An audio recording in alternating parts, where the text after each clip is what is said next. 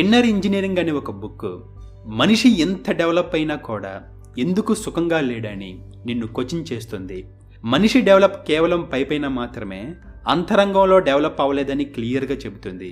So ఈ book గురించి మీరు ఇంకా తెలుసుకోవాలనుకుంటే కుకు ఎఫ్ఎంలో ఆడియో ఫార్మాట్లో అవైలబుల్గా ఉంది, ఒకసారి వినడానికి ట్రై చేయండి. ఒత్తిడి ప్రజెంట్ ప్రతి పౌరుడికున్న కామన్ రోగం ఇది. ఈ స్ట్రెస్ అనేది పిడికిలి బిగించడం లాంటిది, కానీ మనిషి ఎక్కువసేపు బిగించి ఉండలేడు, ఎందుకంటే అది మనిషి స్వభావం కాదు కాబట్టి. పైగా పిడికిలి బిగించడంలో ఎనర్జీ ఎక్కువ ఖర్చు అయ్యి అనవసరంగా అలసిపోతున్నారు.